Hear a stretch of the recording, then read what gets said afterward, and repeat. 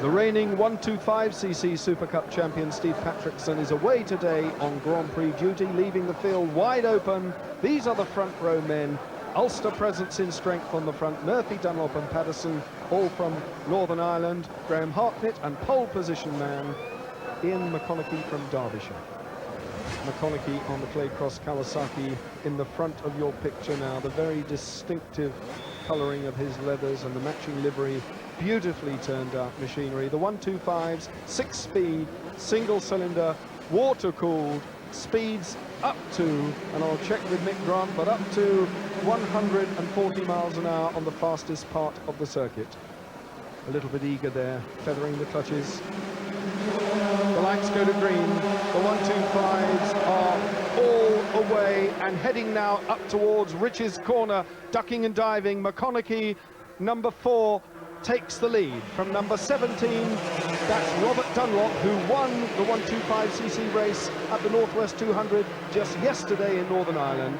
So again, he has to adapt his road racing technique to the short circuit tracks, just as Carl Fogarty had to do in the 750 race. All safely away. Most of these riders, Mick, of course, very small, and they have to make the very best use, presumably, of the slipstreaming. Yes, it's no good being 15 stone if you can ride a 125. You've got to be very small and get well tucked in. Snetterton, as with the 750s, is all about horsepower, and in actual fact, Robert Dunlop won the 125 race at the Northwest 200 yesterday in Ireland. That's all about horsepower because it's actually the fastest circuit in Britain, so it should show here. Well, 90% of the entry riding Hondas. There are half a dozen Rotax engined machines out there, but the Honda RS 125 is obviously the bike to have. It certainly is leading the world in Grand Prix competition, with the exception of the JJ Cobas, which is in fact a very quick machine as well, but Honda just about make the bee's knees in 125cc bikes. McConnachie right with him. And look at that, that's Murphy up there as well. Number 17, Robert Dunlop, now down to 3rd. So tucked in, there's the race leader, Ian McConnachie. Number 16 in second place is Alan Patterson from Dundrum, County Antrim. 21 years of age, Patterson, and a real trier. He gives it 110% all the time. There's Dunlop, number 17, Robert Dunlop from Ballymoney. The winner of the Northwest 200, as Mick Grant said. So McConnachie and Alan Patterson really going at it. There's McConnachie, number 4, on the green and red machine, stretching away, just a little bit of advantage there. 15 laps is the total race distance, and 10 points are up for grabs for the win. McConnachie leads. It was watching down the back straight then that McConnachie's bike is the quicker of the top 3 there. He's actually pulling away, and the second guy couldn't actually stay in his slipstream, which is fantastic for the 125. Ian McConnachie, 25 years of age, a professional road racer.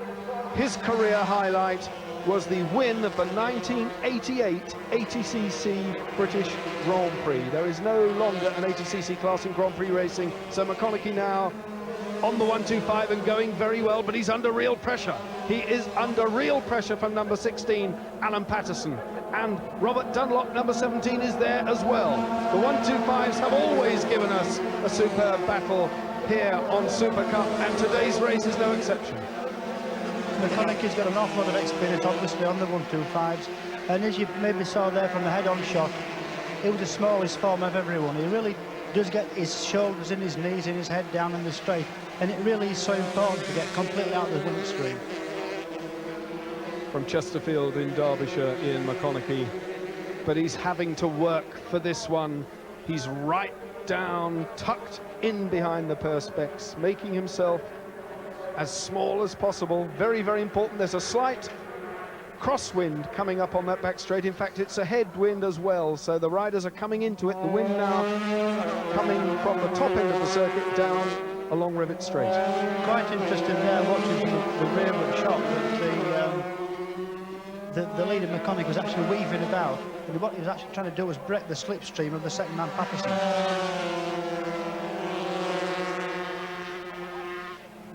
McConnachie's bike, of course, punching a hole in the air and making it that much easier for Patterson to follow, but Patterson is really close now. There's Robert Dunlop, and number 9, I think it's number 9, I'll confirm that, looks like Ian Lepper has moved up into 4th place, but when they come past over the straight, I'll confirm that. 4th place man is in fact number 5, that's Ian Newton, the Honda rider from Skelmersdale. So Ian Newton now, number 5, is up to 4th, really going well. 3rd in the 1989 series, and 2 fallers there, 2 people in the gravel trap. 2 people in the gravel trap. Number 14, that's Steve Mason. Number 11, Kevin Mawdsley. So a rider of Mawdsley's experience off, that's a shame. Yeah, it wouldn't have been the first time that Kevin's fallen off, but I think they must have touched for 2 to get down together like that. Just really unfortunate. Ian Newton, number 5, still down there in 4th as the battle rages between Ian McConnachie, number 4, in your picture now, and number 16, Alan Patterson, in 2nd place. Patterson really tucking down as well under the Dunlop bridge, up towards the bomb hole, past the grandstand, which has a lot of people enjoying the sun and the spectacle here. And you can see just how quickly Patterson is going. He's making the Honda work. Newton now is up to 3rd. So number 5, Ian Newton, is up to 3rd place, having slipped past Robert Dunlop. So Dunlop not having all his own way today. Robert will be finding it very hard changing from the start from the northwest to under, which is fewer roads, to riding a 125 and scratching round here. It always is a problem, and I think maybe if Robert had got 2 or 3 races, by the end of the day, we've gone an awful lot quicker. But the Irish had never been really known for scratching. They are more pure road race people. Ian Newton, 27 years of age, number 5, in 3rd place. He's now opening up that gap to something like 20 machine lengths ahead of Robert Dunlop. But as I speak, Dunlop closes up a little bit on the brakes. Tucked in each other's slipstream now. And Mick Grant made the point earlier that weaving away from each other, trying to break the slipstream if they follow too closely. But here's the race leader, number 4, Ian McConnachie.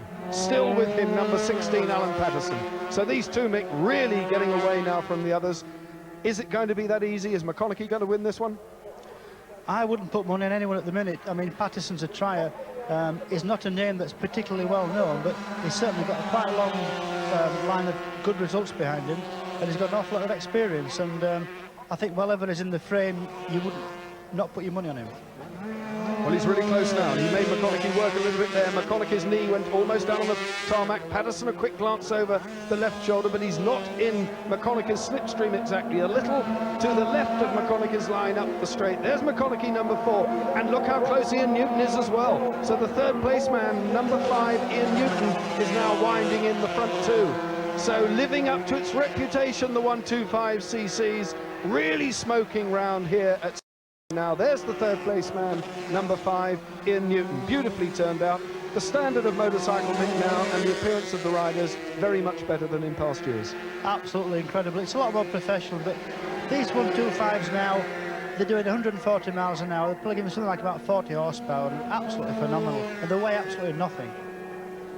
Robert Dunlop snuck past there into 3rd place, so took the line on the outside of Newton and went past. So Robert Dunlop, number 17, is now back up to 3rd place. So his challenge hasn't faded yet. I don't think so, and as I said, because he's finding it difficult to adjust from the racing yesterday, the longer the race goes on and the quicker he's going to get.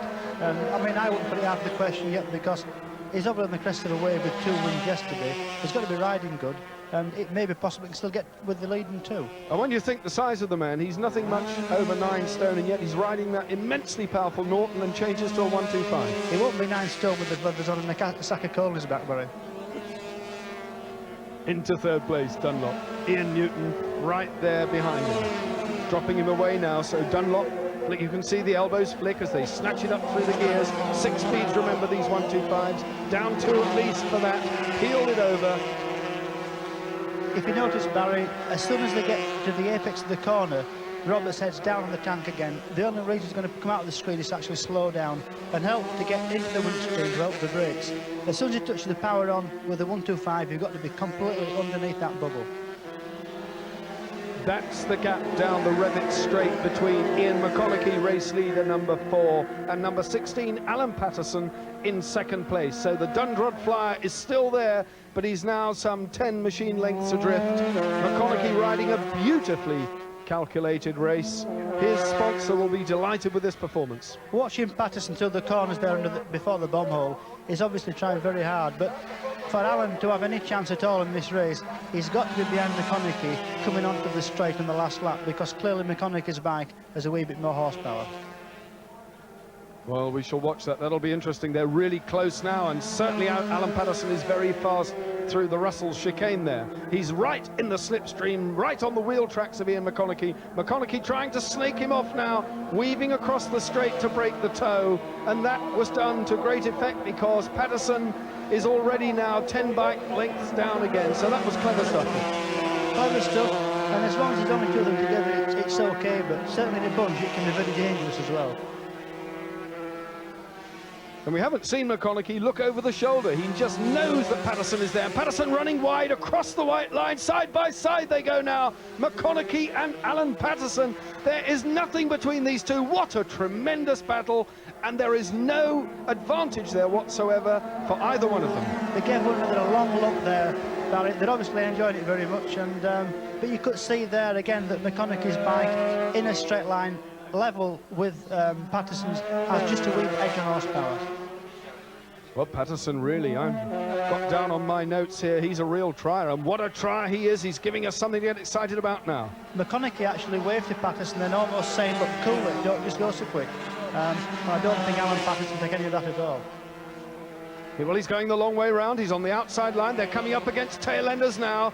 He's almost leaning on McConnachie. McConnachie has got the racing line. This will be the interesting point as they come out of Russell's Bend up towards the start-finish area yet again. Patterson and McConnachie and two tail-enders. Which one will get the verdict?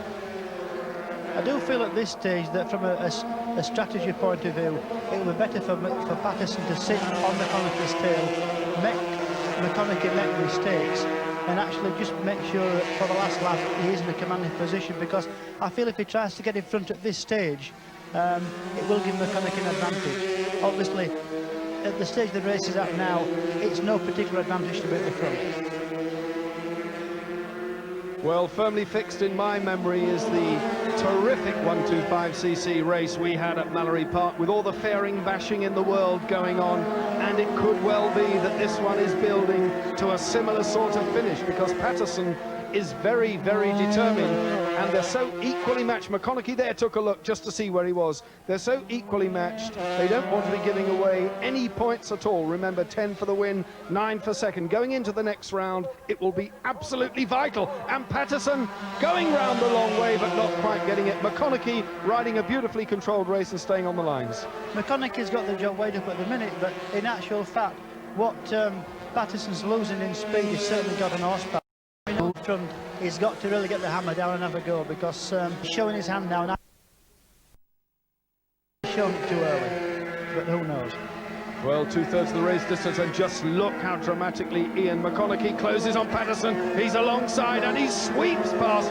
That, Mick, I have to say, was a clear indication of just how much more power McConnachie's bike was delivering. Yes, he used a slipstream up to about 20 yards behind, then pulled completely away from him and passed him on sheer horsepower. Here we go now, just look how he swoops up. He's alongside, and not quite as if Patterson's standing still, but once he slingshots past, he's away and the gap is already 6 lengths. That manoeuvre must have given McConnachie the confidence he needs for the last 5 laps not to panic and just sit there with Patterson and see what happens. Well, Patterson riding his socks off now. He's really going back round the outside again of McConnachie. Another tail-ender ahead of Patterson.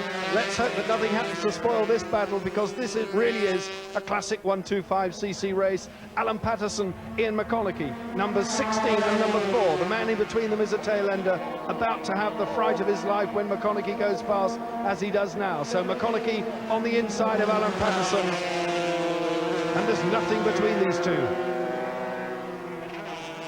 Mick, with 4 laps left to go, McConnachie, as you say, is riding a controlled race, and he has the measure, do you think, of Patterson? I'm sure he has. He's certainly got the experience. He knows for a fact from the last lap there when he spec past, he must have been at least 7 miles an hour in hand, as he's doing now. But I don't think he's really got much of a problem. But even so, you know, the best laid plans of mice and men can go wrong. Well, again, back in front, he did it in exactly the same place again at the end of the Revitt straight there, going into the S's.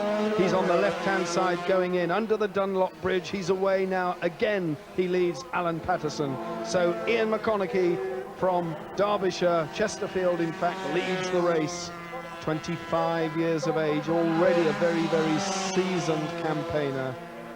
He was the last British rider to win a Grand Prix.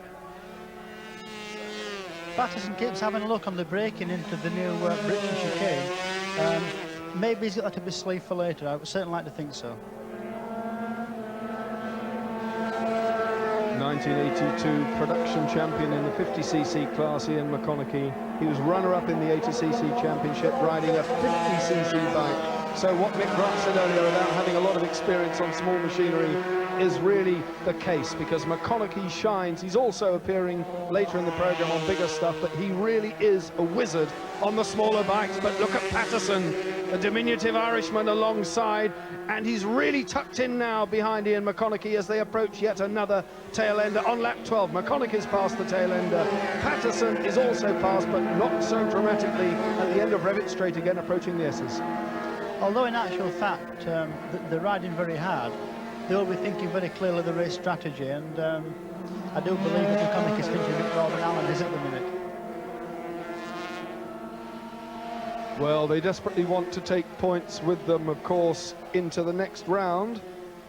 That being Cadwell Park, and that is also a tremendous 125cc circuit. So we really have a contrast, Mick, between the wide open spaces of Snetterton and Cadwell. Certainly, Cadwell Park is more of a rider's circuit, and I think if I was Alan at this stage, I'd be concentrating. I would almost go for second place and wait to reverse the tables at Cadwell, but Alan is a very... He doesn't know when to say give up, and that's what racing's all about. He's going to have a go right to the flag, I'm sure. Well, from what we've seen, the fastest part for McConnachie is down the back straight, and at the end of the day, that's not where the race finishes. The race is all about the sprint out of Russell's up to the start-finish area, and Patterson might just have the legs there. Well, Patterson, as I mentioned before, it keeps having luck going into riches. They're using all the road there and a wee bit more. And with the big bikes, you can't get the power on, but with the 125, I do believe there's a quicker line actually going over the white line onto the rough part of the circuit. Well, Alan Patterson going in for a little bit of motocrossing there, almost leaving the tarmac across the rough stuff, but back onto the circuit. He really was running wide there. Mick, is that particularly dangerous? It's not dangerous if you get away with it. It was actually on the concrete then, which is a long way out. If you actually stood there and looked at it, it must be sort of 6 yards off the circuit. If you get the power on and keep it out flat, which you can't on a big bike, then it's not a disadvantage. But I can't help feeling that maybe staying inside the white lines is the safer thing to do. Coming out of Russell's, up towards the start-finish area, it's still Ian McConnachie leading number 16, Alan Patterson. Over the line again they go. The gap now something like 8, maybe 10 machine lengths as McConnachie, having ridden a super race on lap 14. Remember, 15 lap the total distance, so a little over a lap and a half for McConnachie to do. If he can hang on to this and keep Patterson, who's been ferreting away at him for the whole of the race, sometimes in front, sometimes behind, then he'll have it all sewn up. But that's the gap now, and that looks as though Patterson's got a bit to do. It does, but having said that, I mean, Patterson's been that far behind before, and then before the chicane, which was less than 3/4 of a mile, has actually made it back up in the corners. So don't discount him.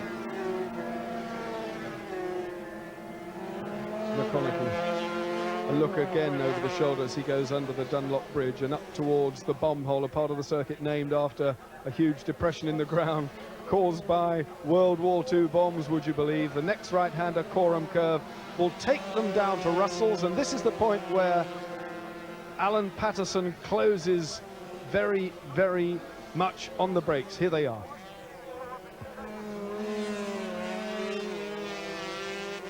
McConnachie with Patterson coming up now to pick up the last lap marker.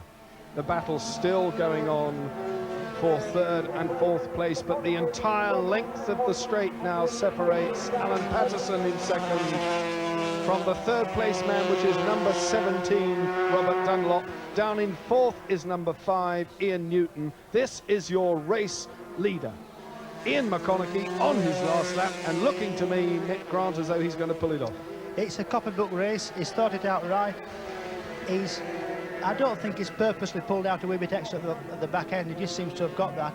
I think Alan's had to ride a very hard race, and maybe 15 laps holding that sort of pressure up, he's had to sort of give up second best to it. And all McConnachie's got to do now is just keep his head and steady away to the finish. Absolutely copybooked and first class. Well, the 25-year-old from Chesterfield in Derbyshire